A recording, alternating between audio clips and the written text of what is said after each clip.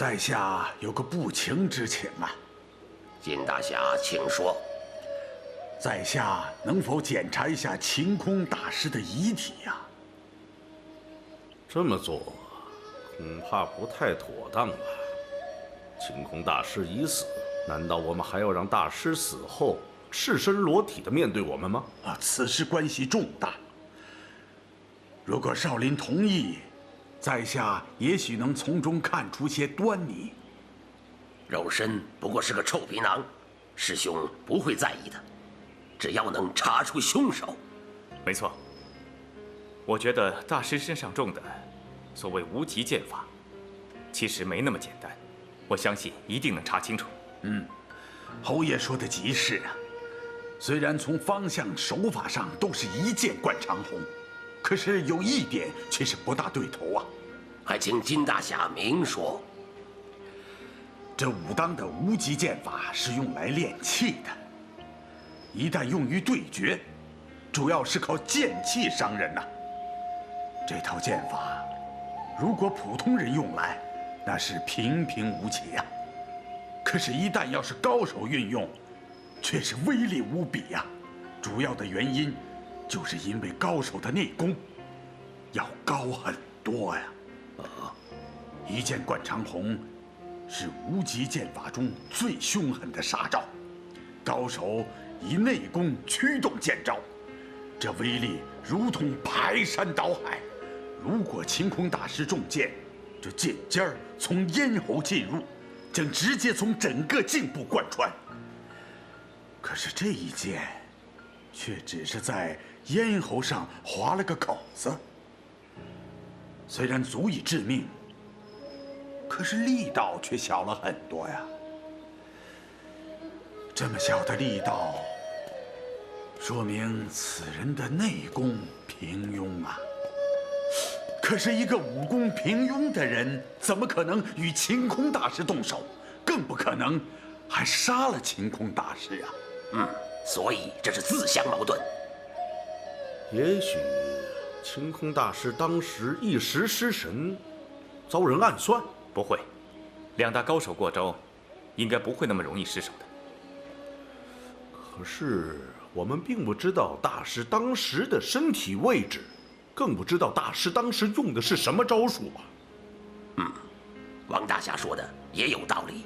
不对，正面中箭，自然是面对对手啊。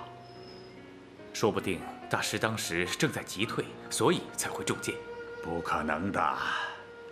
以晴空大师来说，他不可能不知道对方运用的是无极剑法，更不可能不知道这高手使用一剑贯长虹的剑气要长达数丈啊。晴空大师是在山谷中与人对决，怎么可能会退出这么远？更不可能不知道向两边躲闪呐。哎呀，别在这儿瞎猜了。比武的时候有无数的意外情况发生，除非你当时亲眼所见，否则你永远也搞不明白当时的情况。所以，在下需要检查一下晴空大师的遗体呀。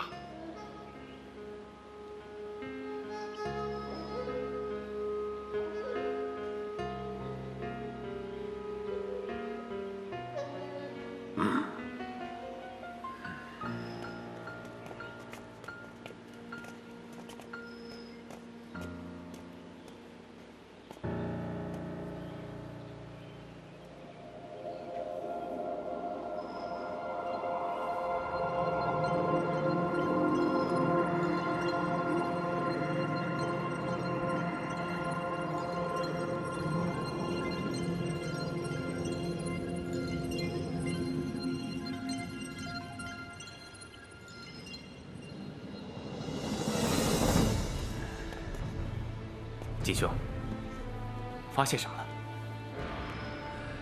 晴空大师的五脏六腑都被震碎了。师兄到底是怎么死的？那大师就不是死在无极剑法之下。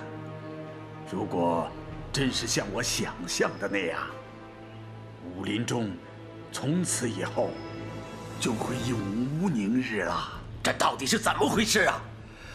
我曾经听我师父说过，在很久以前，江湖上曾有一种很奇怪的武功，叫七煞琴音。七煞琴音，会这种武功的人，是一个行为十分怪异的老者，名叫不老神仙。无数的豪杰都想铲除这个祸患，不过没有一个人打赢过他，而且全部都丧了性命。从此以后，这个人就消失了，七煞琴音也就从此失传了。那都是100多年前的事情了。原来这背后还真有人搞鬼啊！可是到底谁有这么大的本事呢？一定是白水宫那个妖怪。白水宫？你刚才说那个不老神仙就是邪派的大魔头。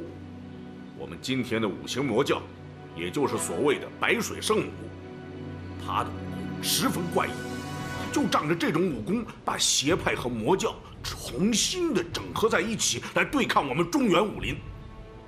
五行魔教，我少林绝不容你！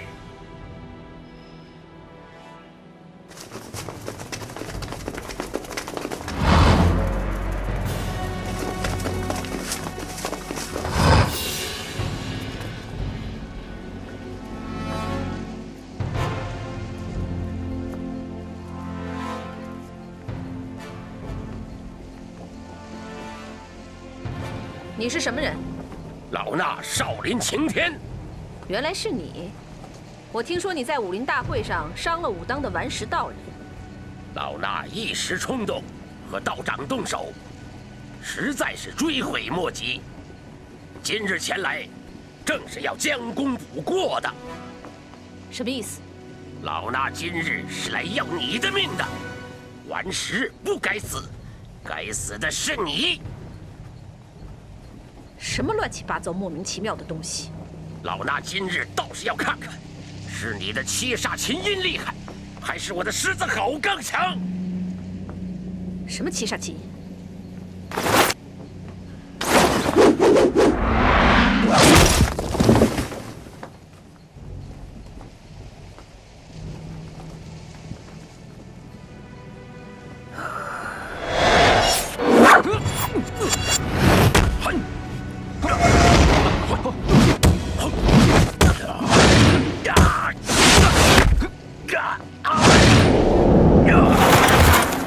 大大，我要他的剑。哼，来的正好，反正我也没耐性再等你3天了。呀！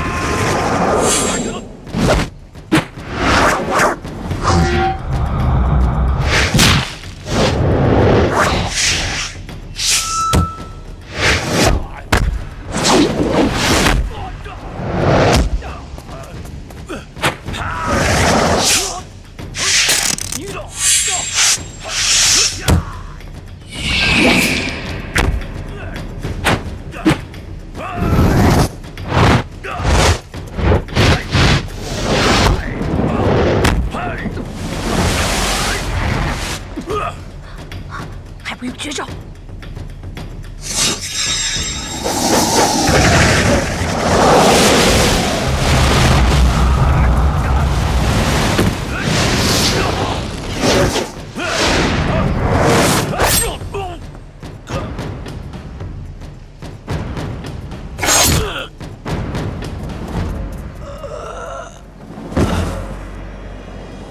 住手！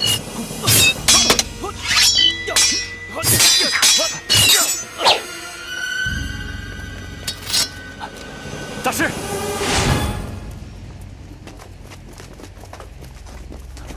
大师，大师，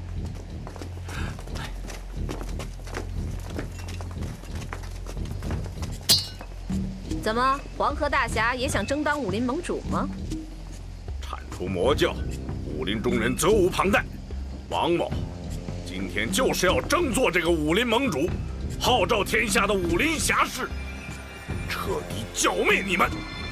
那是你一厢情愿罢了。你有没有福气当这个武林盟主就不一定了。不过我倒是乐意，你这个蠢材做这个武林盟主。休得放肆！黄河大侠可否答应我一件事情？如果你真的当了盟主，我希望能和你打一仗，决出胜负之后，全天下武林都要听命新盟主，不可再有什么不满和挑衅。你好像能做武林盟主一样。好，我答应你，一战定江山。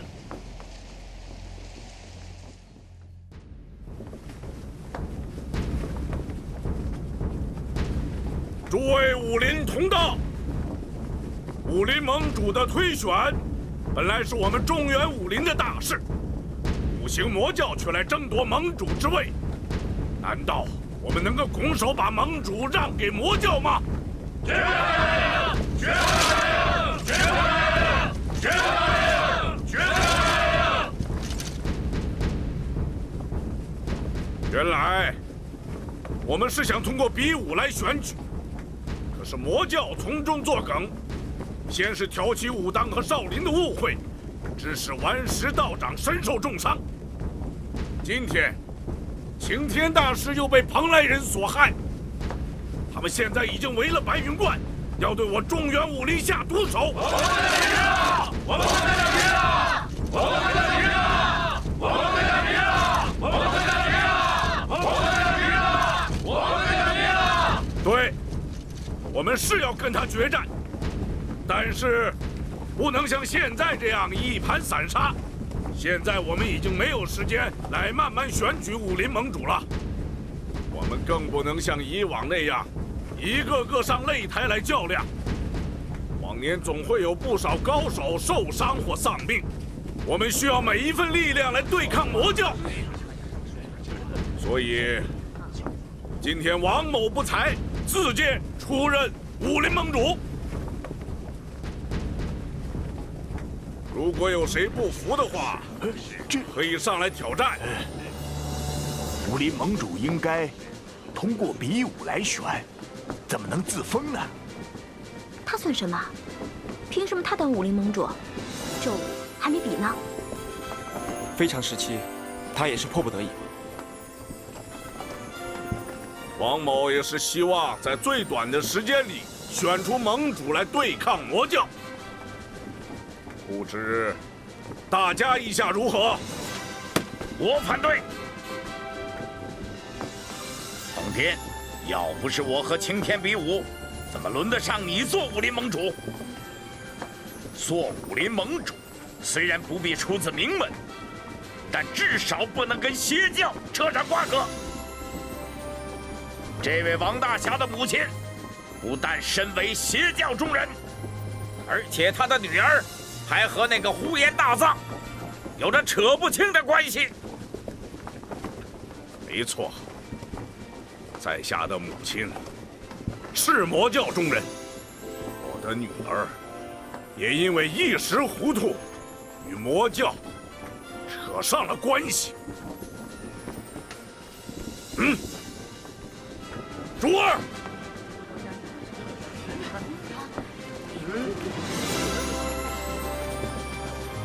珠儿怎么会在这儿？为什么还被绑起来？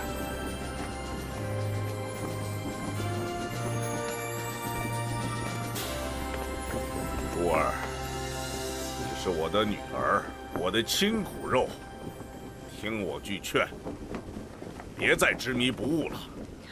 真没有想到是你啊！你亲手杀死了奶奶，我恨你，我恨你啊！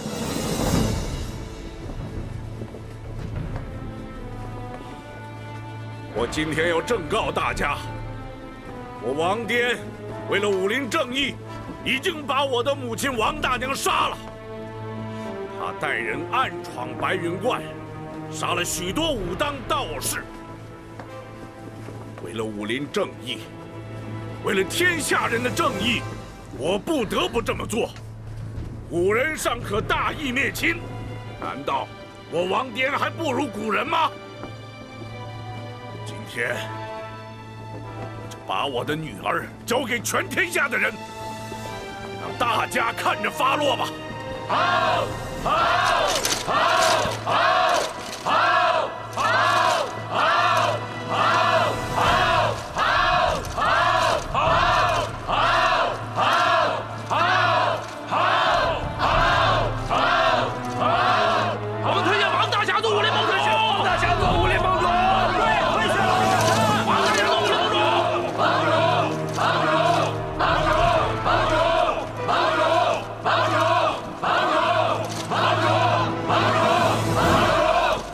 今天我们要做的第一件事就是剿灭魔教。好大的口气啊！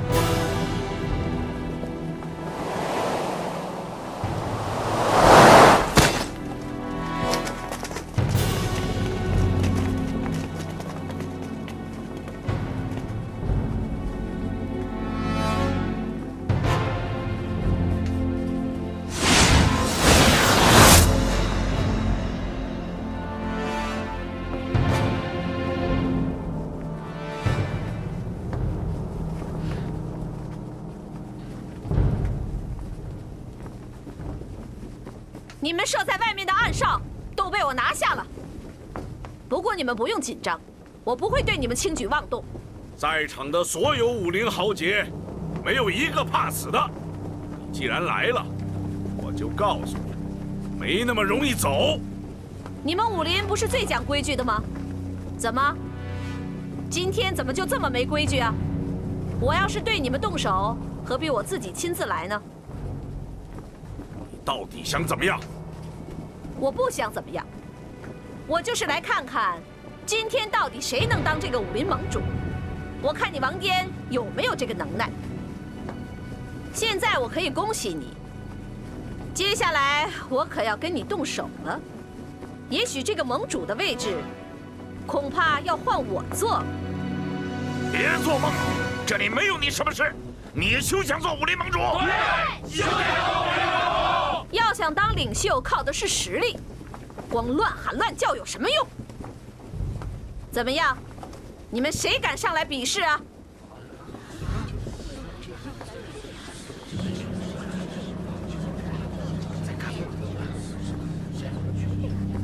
王颠，你这一仗是敢打还是不敢打？怎么，害怕了吗？你别忘了，我们可是有约定的。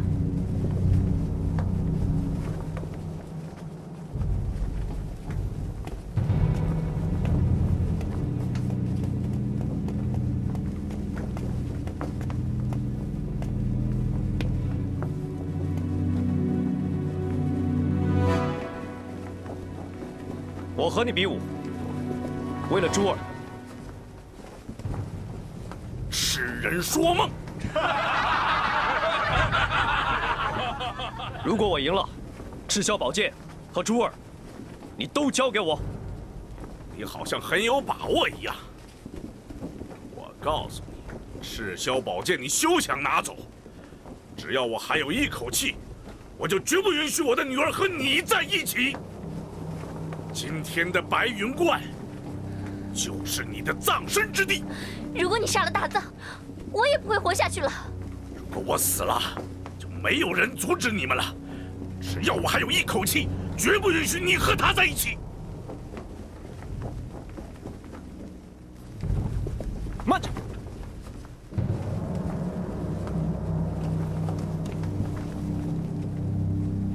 我跟你比试。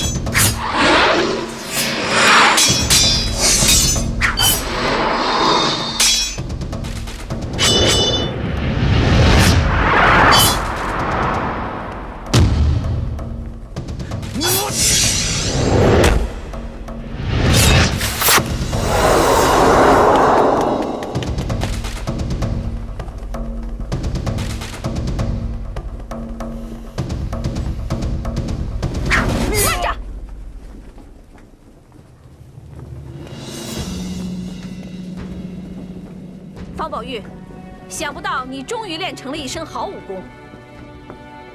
王爹，大藏是向你挑战，是为了夺得武林盟主的赤霄宝剑。可这个人有什么资格向大藏挑战呢？难道说打败了他，就等于打败了你，就能得到武林盟主和赤霄宝剑吗？这个蓬莱人杀了我们无数豪杰，这样的魔头，人人得而诛之。如果是比杀人，那好办，只要我一声令下，围山城的火魔神兄弟就会把这儿烧成灰烬。盟主，希望您能同意我和大藏比武。好，今天本盟主特准方宝玉与呼延大藏比武。王爹，这就算完了吗？这未免太荒唐了吧！我可以告诉你，呼延大藏是我的义子，他有权代表我出战。如果他输了，我会马上离开白云观，从此不再涉足中原武林。可这个人和你非亲非故，他凭什么？如果他赢了也就罢了，如果他输了，那你是不是再弄出个李宝玉、张宝玉来？难道我们就一直打下去？是不是要把在座所有的人都杀光，这才算完呢？如果真是这样，那还真不如我现在一声命令，让这所有的人全部死掉。方宝玉乃清平剑客白三空之后，出身名门，与我们王家也是渊源极深。今天，我就将小女许配给方宝玉，诸位英雄做个见证。你收了个蓬莱人做义子，有什么资格做武林盟主？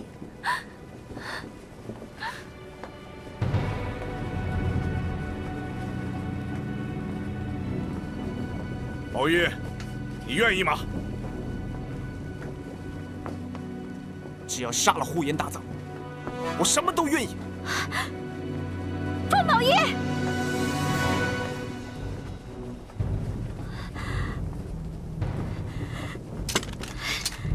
奔月，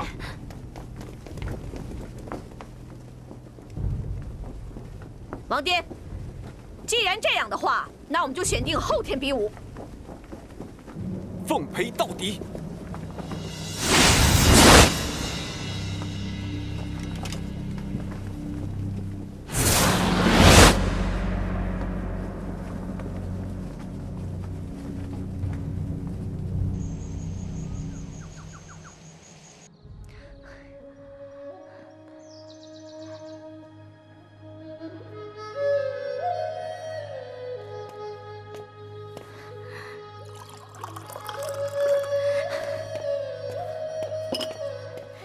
你为什么不当武林盟主？你为什么不肯出面？如果你肯出面，天下就不会这么乱，武林盟主也轮不到王爹来做，宝玉也用不着替他去跟呼延大藏比武，他也用不着把珠儿许配给宝玉。你到底是怎么想的？奔月，你冷静一点儿。我能冷静吗？宝玉都要娶别人做老婆了，我怎么冷静？我知道你很不开心，我也很失望，我对这个江湖非常的失望。说什么武林豪杰，晴天和顽石身为少林和武当的掌门人，为了一时之气，竟然大打出手，结果令两个门派两败俱伤。那又何必呢？为什么他们那么鲁莽？因为江湖之事实在太难预料了，在江湖里面的感情一样是很难预料。奔月，我们也是一样，可以回到船上去住，过我们无忧无虑的生活，好吗？你别跟我讲这些大道理。那你为什么不阻止王爹把珠儿嫁给宝玉？这个你总能做到吧？是不是我不再叫你爹了，你就不管我的事了？奔月，你不能够这样说话，侯爷他是有难处的。你把我当不当你爹并不重要，我永远都把你当我女儿。我不想让你受伤害。听我的话，回去吧。不，我要跟宝玉在一起，死也要跟他在一起。奔月，我们心里也很难受，谁也没有想到，王天为了不让呼延大藏跟珠儿在一起，会做出这样的安排。依我看呢，方宝玉那个小子就不是个东西，他自己怎么就不拒绝呀？这种事情别人插得上嘴吗？夏蝉，行了。方宝玉是他外公白三空养大的，在这个时候，他什么条件都会答应。我不想因为你们的鲁莽，害了你们一生。因为我是你爹，我不想我的女儿因为这个而受伤害。听我话，跟我回去。那说明宝玉的心里面根本就没有奔月。夏蝉，你少说两句就不行吗？本来就是嘛。奔月，你别着急，宝玉是不会跟珠儿在一起的。你怎么知道？不行，我要去问宝玉，听他亲口告诉我，到底是怎么回事。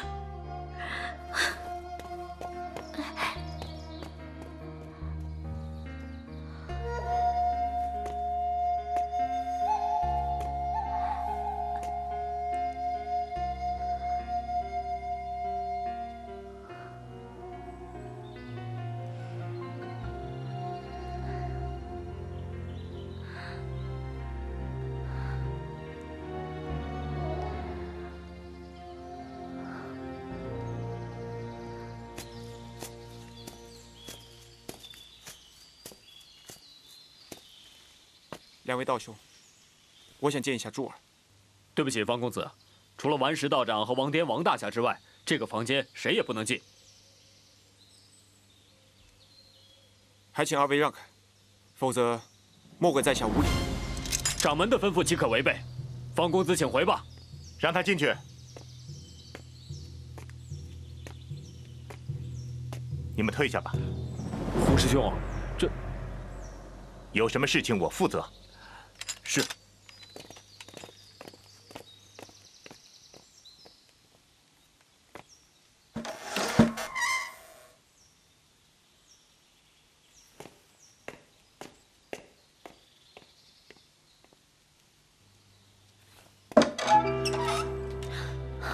宝玉，求你不要杀大藏。珠儿，来，坐下说。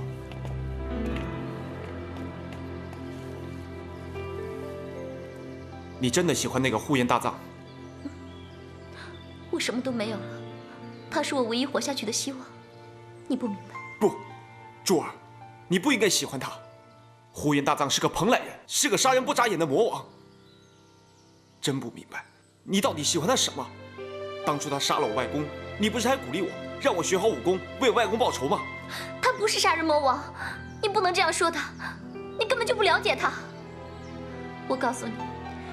当初我身中剧毒的时候，是他舍命相救；我无依无靠的时候，是他在身边照顾我。全天下所有的人都有可能骗我、害我，包括我爹，就只有他，他绝不会抛弃我的。珠儿，你醒一醒，你怎么这么傻？呼延大藏是整个中原武林正道的敌人，你为什么要喜欢他？他杀了我外公，杀了齐鲁四杰，杀了赤松道长，他满手都是中原武林正道的鲜血。你跟着他，只能到处流亡，到处被人追杀。宝玉，糊涂的是你啊！你怎么就看不出我爹是在利用你呢？他为了争夺武林盟主，连自己的亲娘都能杀害，还有什么事情做不出来？我不管，我一定要杀了呼延大藏。你跟着他不会有幸福的。我们俩从小一起长大，我不能眼睁睁地看着你这样错下去。珠儿，我知道你是迫不得已才跟他在一起的，我真后悔，当初没能早点把你救回来。我心里一直都在惦记着你。我记得上次在白云观，我虽然跟紫衣侯在一起，但是我一直都在想着你。可惜，我当时武功不及，你知道吗？我有多恨我自己吗？方宝玉，你杀呼延大藏，到底是为了你外公，还是为了他？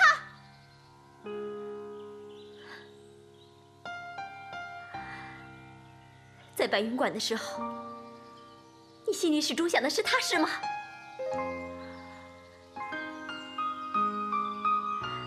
好，你现在终于可以如愿以偿了。原来你心里根本就没有过我。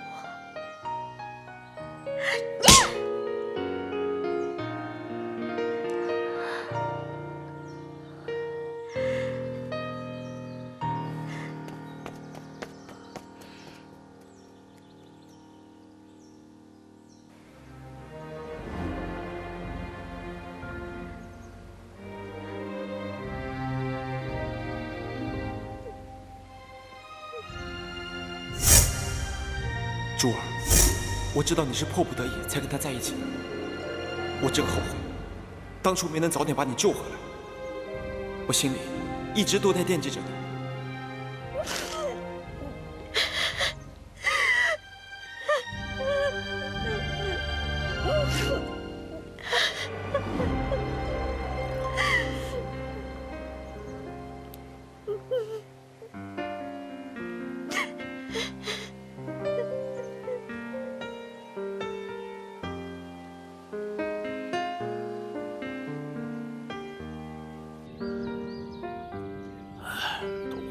一时冲动，难为了少侠。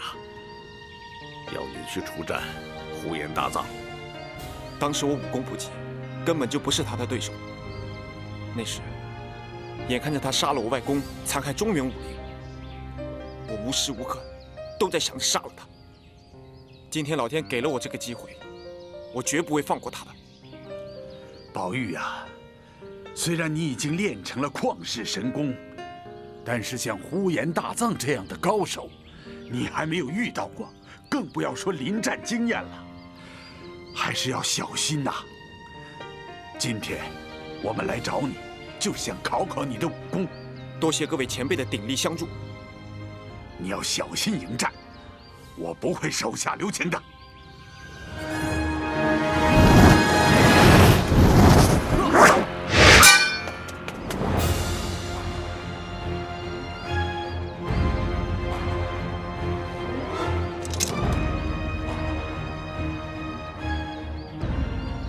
宝玉呀，今天我就用大藏的功夫来考考你。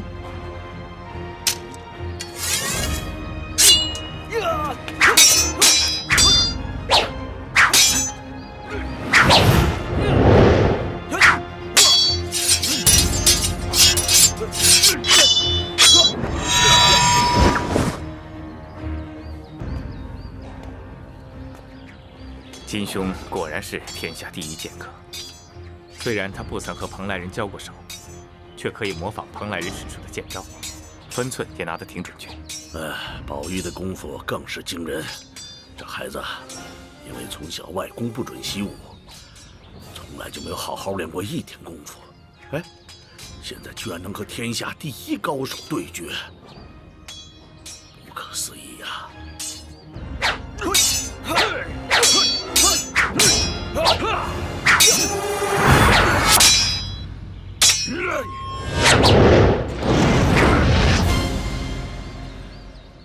宝玉啊，你这样是绝对赢不了对方的。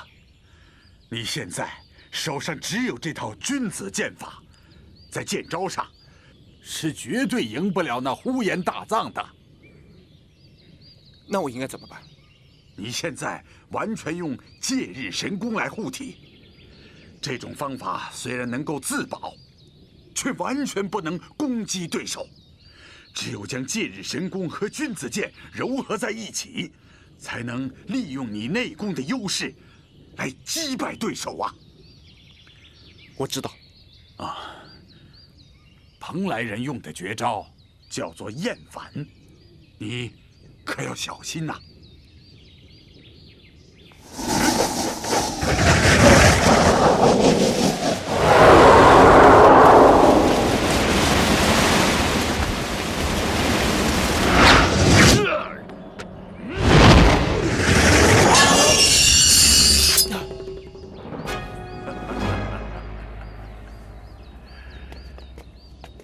如果破解了厌反，就可以打败大藏。你要记住啊，一定将戒日神功和君子剑融汇到一起，才能够取胜啊！宝玉知道。有了宝玉的神功，就一定能让呼延大藏束手就擒。王大侠，有件事情，希望你一定答应我。啊，走，我们到里面去说。走。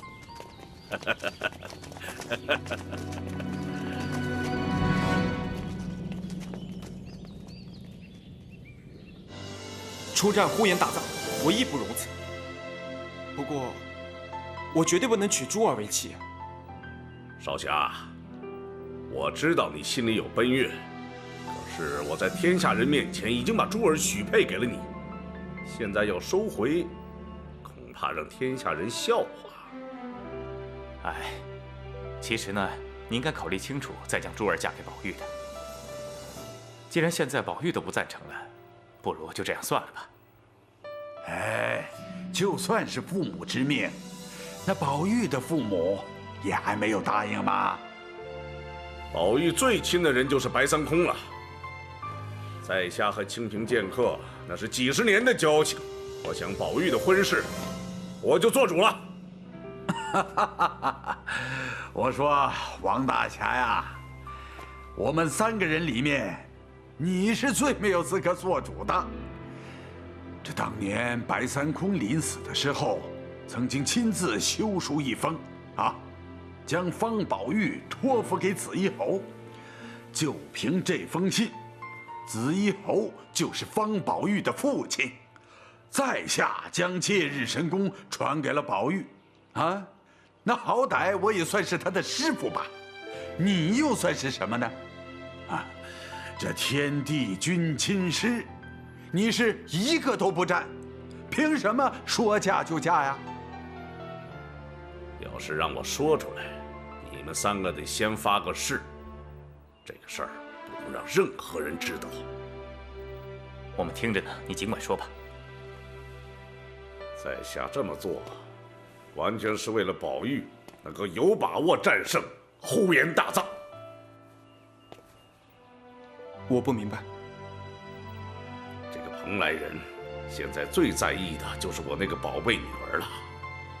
如果让宝玉和珠儿成亲，那个蓬莱人一定心智大乱。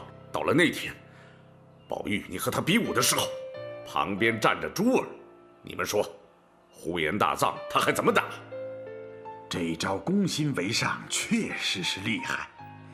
不要说宝玉已经将神功练成，就是没有练成，也有很大的机会在比武中占得上风啊。不管怎么样，我绝对不能娶珠儿为妻。所以，你们几个现在最重要的是不能让任何人知道这件事，否则的话，那就是前功尽弃了。至于婚礼嘛，还是要举行。宝玉，我答应你和奔月成亲，真的。不过，对外要称是和珠儿成亲。这招瞒天过海，如果要是成功了，呼延大藏他是必死无疑呀！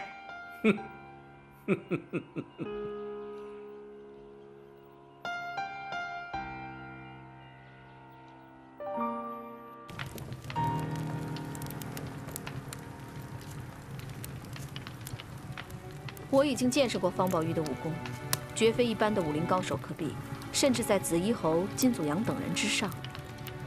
我担心这场比武啊。上次在白云观，他根本没什么武功，这次相遇完全不一样。难道他学了什么巫术？可能是因为他天赋秉异吧。小的时候，大家都认为他的骨骼和体质，天生就是练武的料。而且他又聪明异常，什么东西一学就会。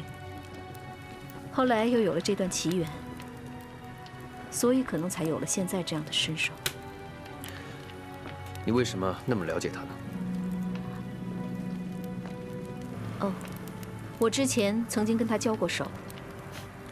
那结果呢？你要想取胜，蛮拼是不行的，更别指望想在招式上取胜。如果想在招式上取胜的话，那我该怎么做？你的绝招就是厌烦。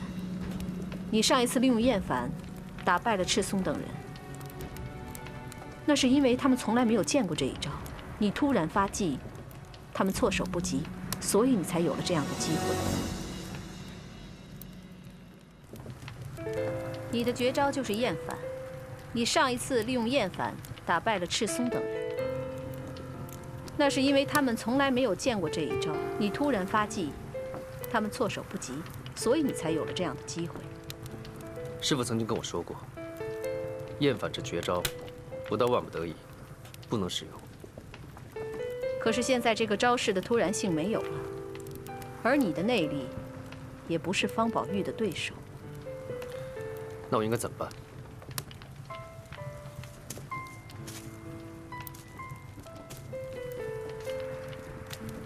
方宝玉的武功刚刚练成不久，临敌经验不足是他最大的弱点。所以我认为你应该利用自己的经验丰富，随机应变，争取主动，这样你才有机会。你有取胜的把握吗？我会尽力而为。一定要有必胜的信念才行。尽力而为是弱者的借口。不用担心，我的厌烦没有人可以破解。可是你知不知道，今天金祖阳用你的厌烦攻击了方宝玉，结果被他化解了。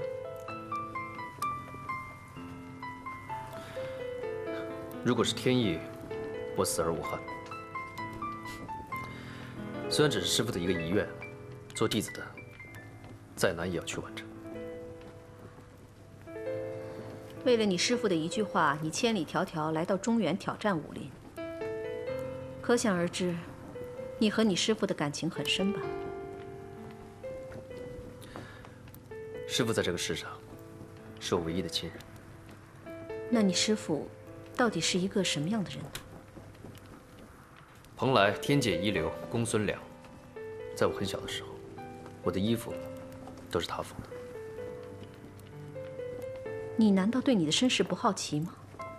你不想知道自己的亲生父亲是谁吗？我问过师父，他说我爹是他的一位好朋友，两个人都很喜欢剑。我父亲临终的时候，在中原把我托付给我师父。你说，你父亲也是一位剑客？是的。那你母亲呢？没有人见过他。师父说，认识我爹的时候，我母亲已经不在了。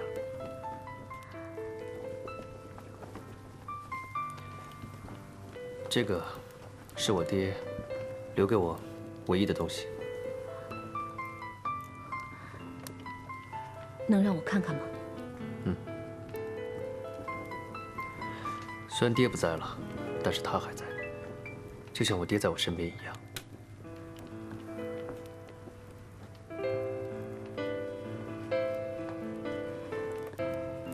你师父说这个真是你父亲的？师父说的。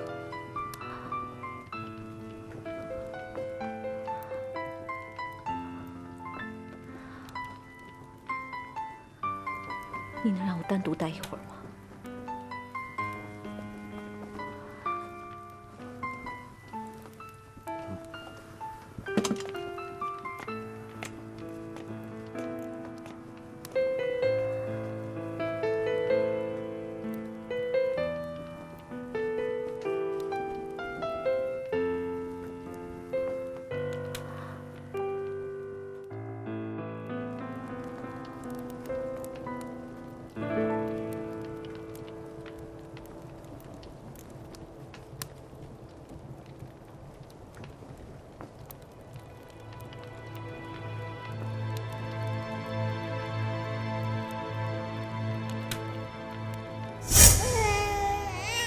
燕珠，让你受苦了。没有，我只要能跟你在一起，就心满意足了。你跟我在一起，我什么都给不到你。但你放心，我一定会让你过上好日子，让你衣食无忧。飞腾，你知道我要的不是这些。我知道，可为了我们孩子，我也必须这么做。孩子，你来到这个世界上，爹什么都给不到你。飞腾，这是你当年给我的信物，不如就把它送给我们的孩子吧。这合适吗？这有什么呢？只要你能永远待在我们母子身边。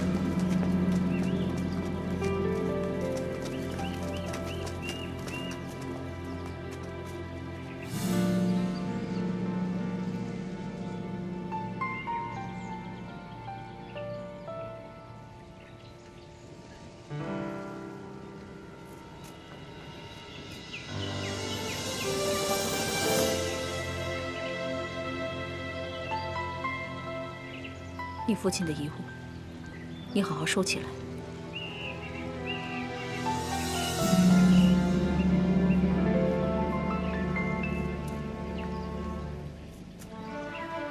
生母，是不是有什么事？你是不是认识他们两个？你师父常到中原找寻冥剑。是啊。他说过，传说中有9大冥剑，他已经得到2把，但在他死之前，还念念不忘要找到其他几把，所以我来到中原。那你知道那2把冥剑的名字吗？干将、莫邪。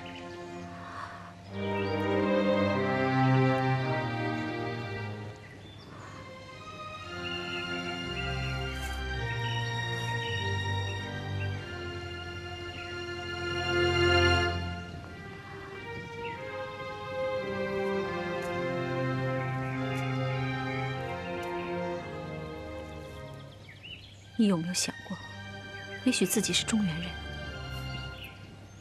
虽然我会说汉话，但我绝对不是中原人。我是蓬莱人，那里才是我的故乡。如果你是中原人呢？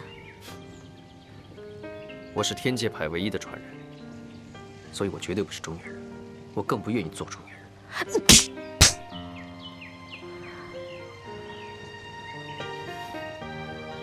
我始终就没变过。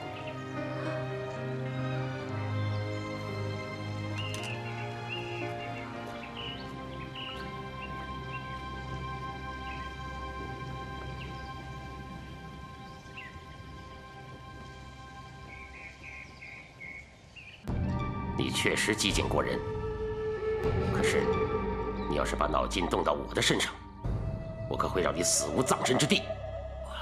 在下万万不敢呐！不敢？哼！我看你正想这么做呢。在下真的没这个胆子。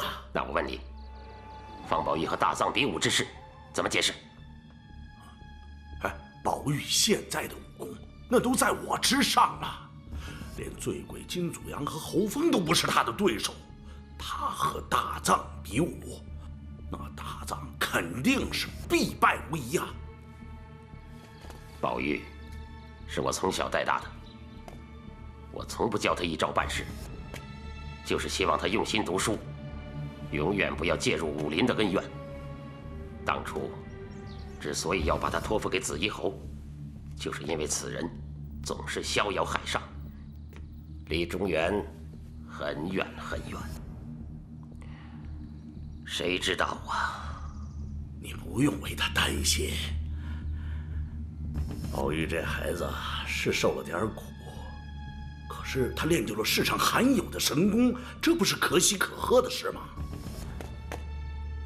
练成神功，就可以做你的棋子来杀大藏吗？这有什么好？宝玉毕竟是白家的骨肉，如果有什么三长两短，我第一个杀的就是你。你放心吧，宝玉和大藏比武，宝玉一定能胜。我利用我那宝贝女儿，让大藏心神不宁，到时候那大藏就一定会败在宝玉剑下了。如果那个大藏死了，白水圣母会答应吗？他肯定会来找宝玉寻仇的。太有，我什么时候说过让大藏死在宝玉手上啊？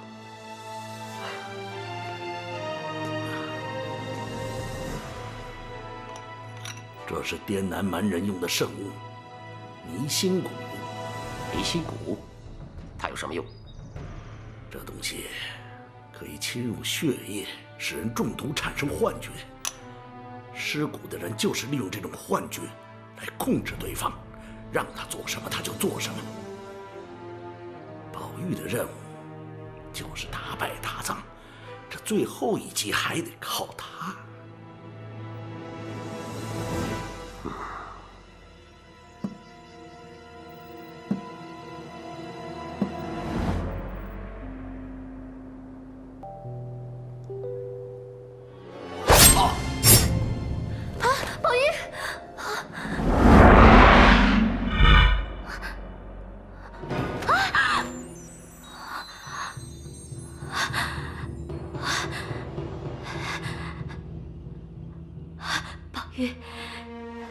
不是说你不喜欢珠儿的吗？怎么会这样子？宝玉，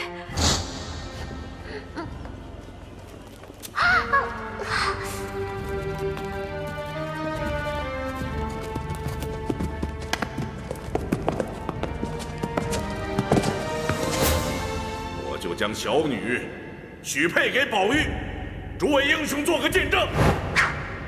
只要杀了呼延大藏，我什么都愿意。你不要我了，你不要我了，你不要我了。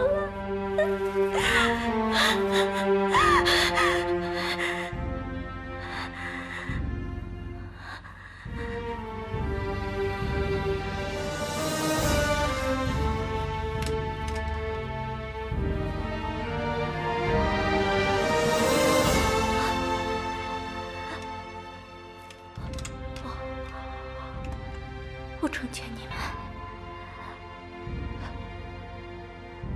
成全你们。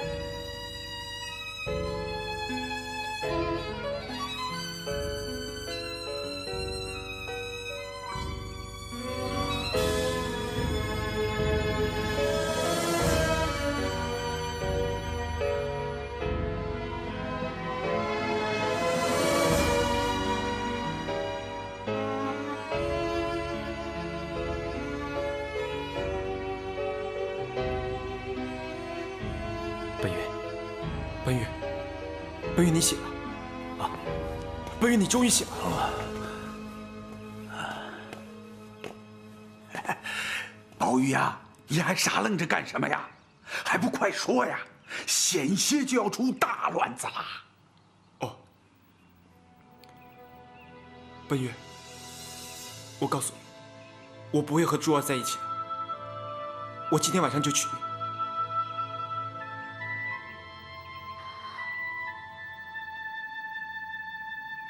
你相信我。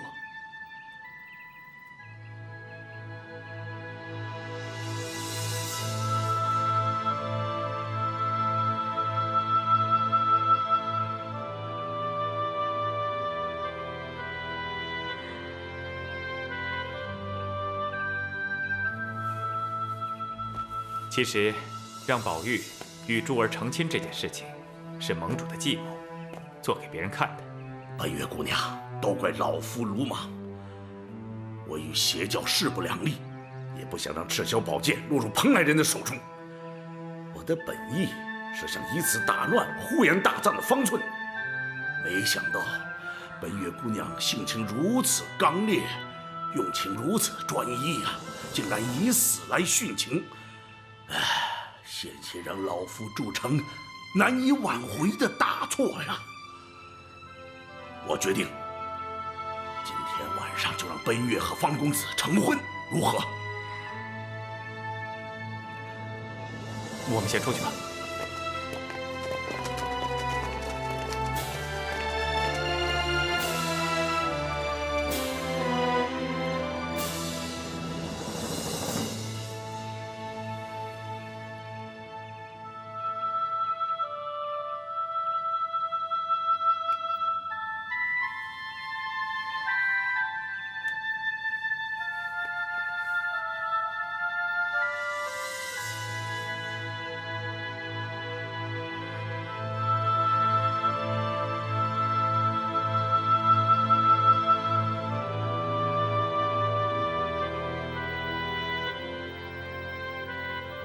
疼吗？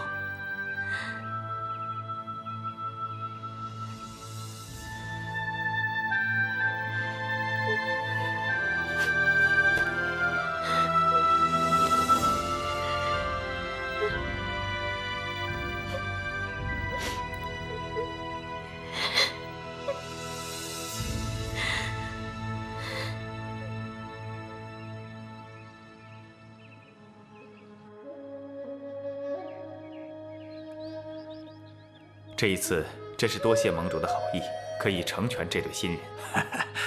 那这婚礼还办是不办呢？当然要办，我会派人去安排的。不过，盟主，有话就直说吧。婚礼是要办的，但是我会对外宣称，今儿晚上是给珠儿和宝玉成婚。这么做主要是为了打乱那个蓬莱人的心绪。另外，我在众人面前已经把珠儿许配给了方公子，总要有个交代吧。还希望二位一定要为此事保密。我明白，放心吧，我一定会保密的。只要是有酒喝啊，我肯定什么都不会说的。不过我担心珠儿会有什么不妥。这个不用担心，我女儿那边的事，我自有办法解决。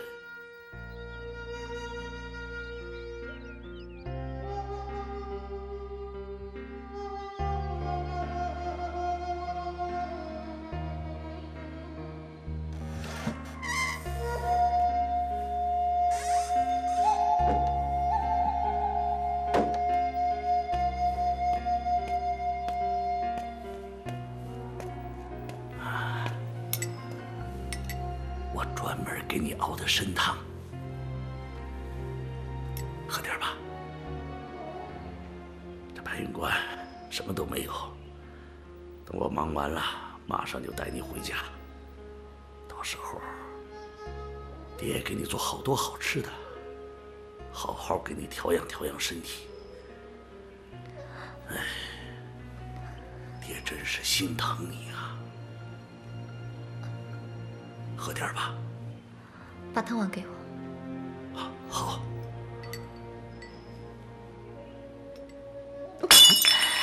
你亲手杀了自己的娘，我没有你这样的爹呀！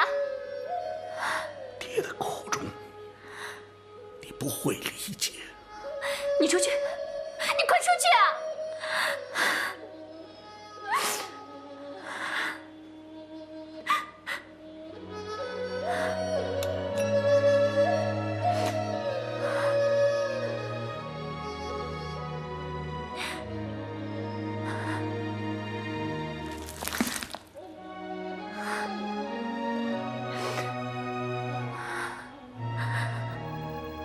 有什么事就说一声吧。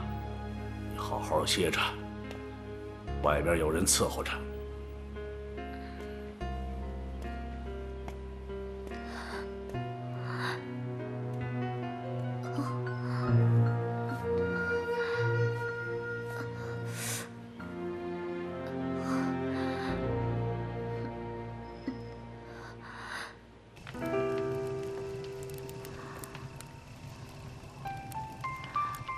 飞腾，我应该怎么办？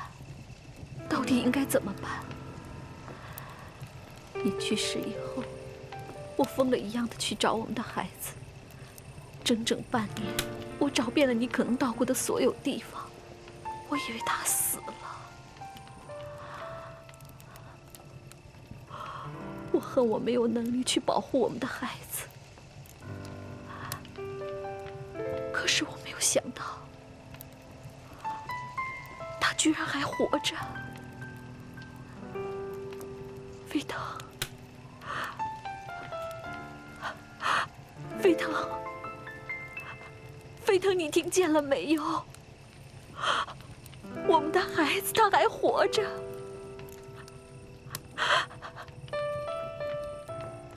可是明天他们就要方宝玉和他决斗。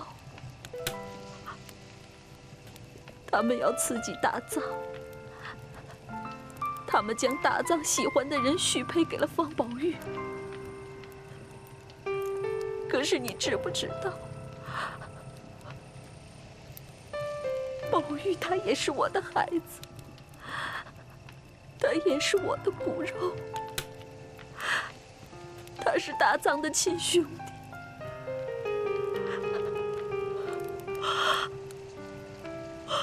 我好难，我不知道我该偏向谁。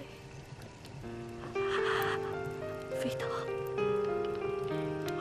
我求求你帮帮我，你告诉我该怎么选择。我真的好难。飞腾，如果你在天有灵，帮帮我！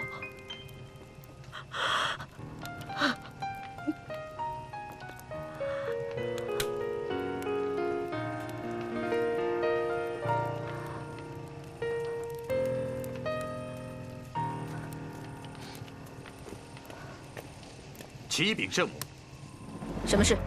白云观张灯结彩，探子来报，说是方宝玉今晚要和王颠的女儿完婚。知道了。该怎么办？什么怎么办？不会让他们得逞。我敬你一杯。希望你明天打败蓬莱人，也恭喜你和奔月姑娘终成眷属。好，来，为了明天的成功，我可跟外面的武林同道说，今儿晚上的新娘子是珠儿，让你受委屈了。那可要罚你喝3杯酒啊！这可不行啊！不行！你知道外面有多少人嚷着要进来敬酒，都被我给挡回去了。那些道士我都没让他们进来。结果弄的那些武林群雄啊，抓住我不放，非要拼着命的给我灌酒。来，喝一杯。来啊！来。奔月交给你了，我也算了了一桩心愿。能和奔月在一起，那是我的福气。侯爷您放心，我一定会好好待他。我知道你一定会。明天是中原武林扬眉吐气的日子，来，干杯！啊，来，喝酒，干！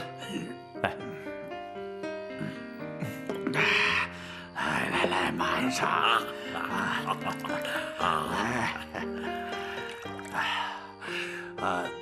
宝玉呀，你千万可要少喝呀！啊，对。金大侠，您放心，我不会多喝的。宝玉，你必须知道，你一定要将戒日神功融入到君子剑法，才有机会击败那大藏。这一点，你还是不太熟练。金兄说的对啊，其实你的临战经验不一定比那个蓬莱人多。如果你想赢他，一定要用内力去压住他，这样才会有机会。我知道。宝玉啊，这把剑借你明天杀敌。金大侠，这可是您的心爱之物啊！金兄说的对，你有了这把剑的话，一定会无往而不利。留在我身边，我早晚拿它换酒啊！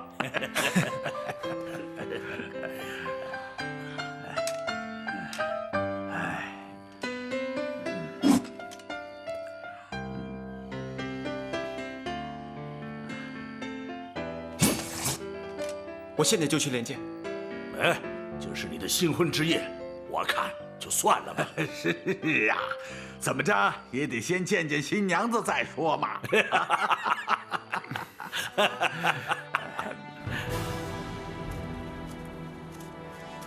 来，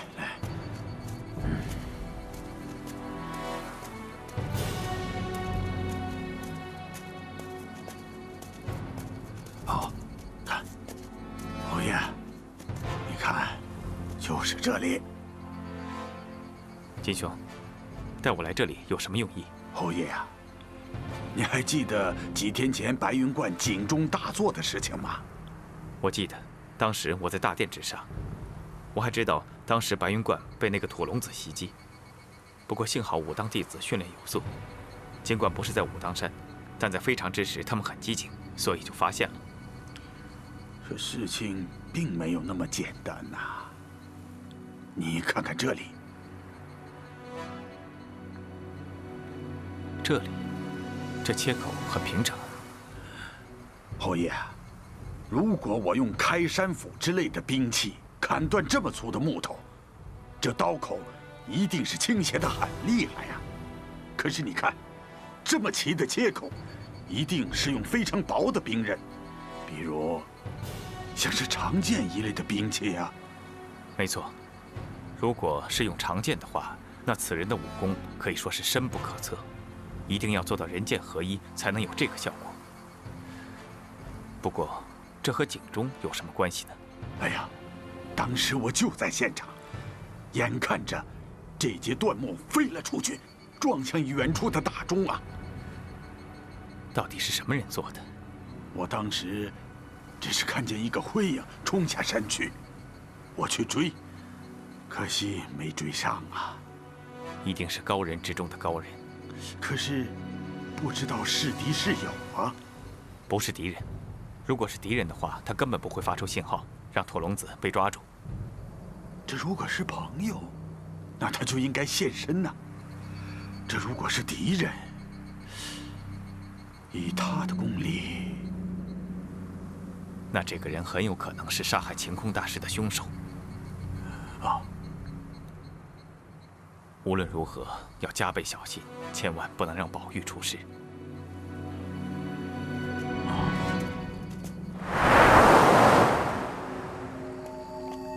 哎呦！我说你看清点路再走，你这眼还不如我的眼好使呢，黑灯瞎火的看不清楚。嘘，你小声点，别惊动了屋里的。哎，走吧走吧。哎，你说啊，老爷也真是的，咱们小姐就这么给嫁出去了。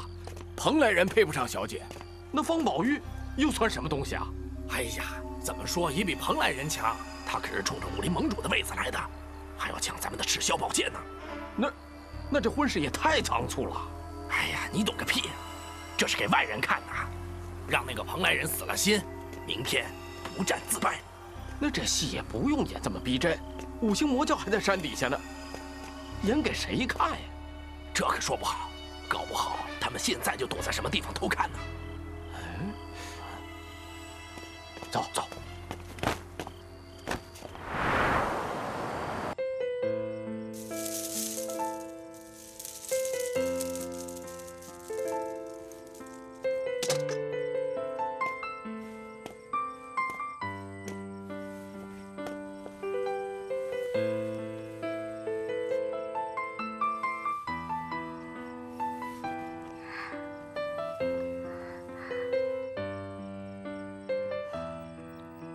真不敢相信，这一切是真的。真没想到，这一切来得那么快。从今以后，我们再也不分开。我会好好待你，再也不让你受一丝一毫的委屈。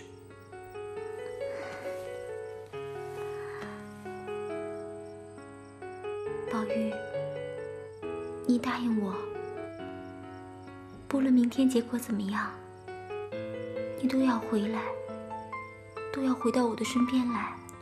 我答应你，不过你也要答应我一件事情，以后再也不要做伤害自己的傻事了。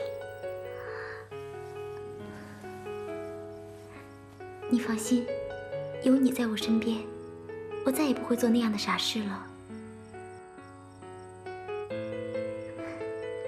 哦，对了，刚才金大侠把他的玄铁重剑借给了我，他说，只要将内功注入到君子剑法，就有十足的把握打赢这一仗。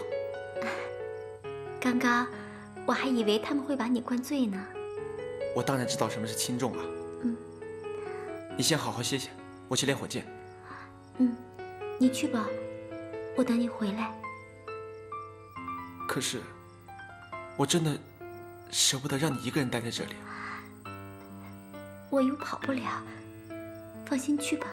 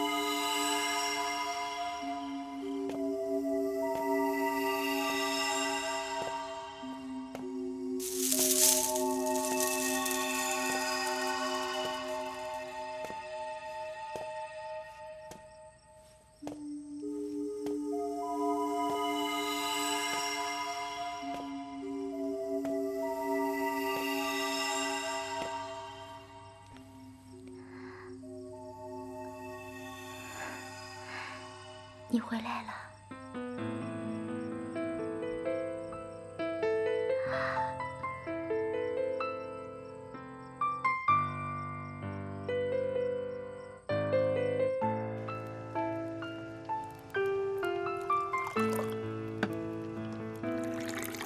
来，祝你明天马到成功。喝了这一杯，明天的比武一定会成功的。其实，知不知道这次比武，是我人生中最没有把握的一次。我知道你担心珠儿，我们会想办法的。就算我们不行，圣母也一定会帮助我们的。这一次，他帮不上我。我认识的大藏，不是这样的。那应该是怎么样？是一个顶天立地、天不怕地不怕的好男儿。对手越强，他的取胜欲望也就越强，决定一战的意志也就越强。是啊，你以前自信的让人害怕，比武杀敌都不会犹豫，就好像不会死似的。师父在比武之前叮嘱我，让我一定到中原找齐9大名剑，完成他一生的愿望。我来到中原的时候，心无杂念，什么都没有，一心想着帮师父找剑，所以每次出手的时候，都是带着同归于尽的想法，不像现在。现在你担心珠儿，担心她有什么不测，更不希望自己也死去，是吗？不是，我死了无所谓，但没人照顾珠儿。怎么，男人们喝酒也这么沉闷吗？圣母，明天的比武，我们有90%的把握取胜。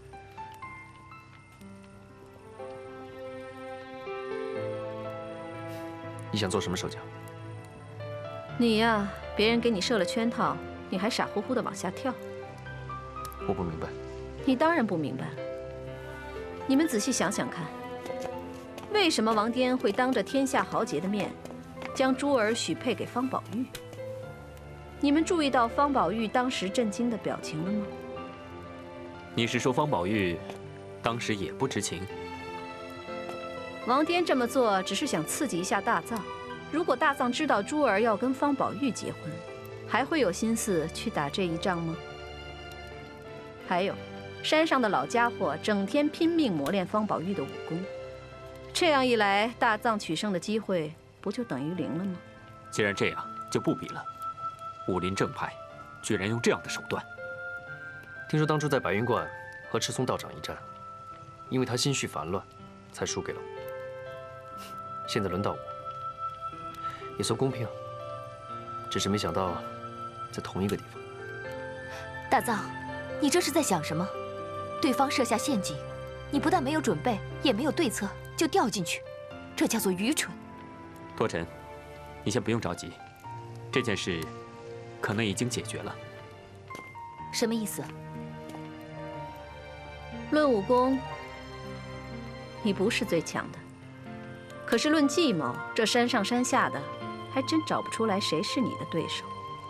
在下跟圣母比起来，还差得远呢。木狼，你快说，这到底是怎么回事？你先别急，慢慢听圣母讲。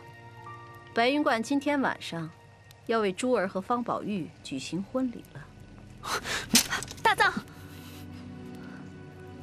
你放心好了，我刚从白云观来。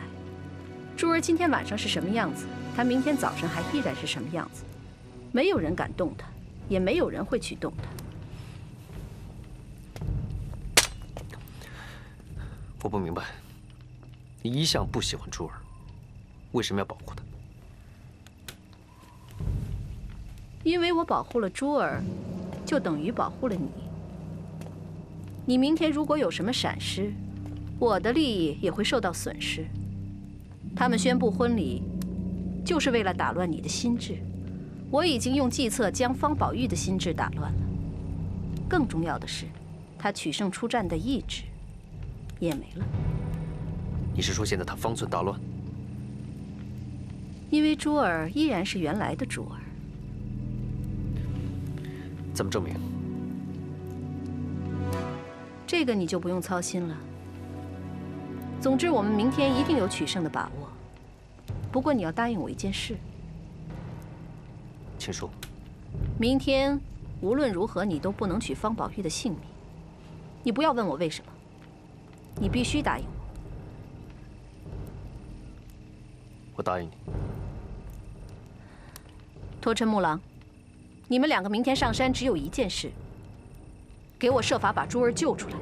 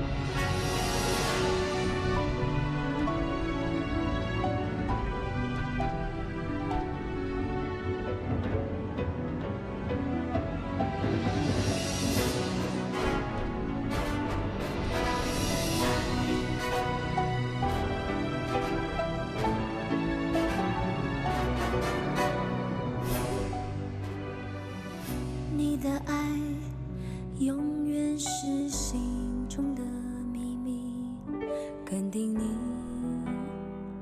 我永不后悔。为了你，我忘掉所有恨与泪，哪怕有家不归。和你走再长的路也无所谓，只要让你为我把长剑收回。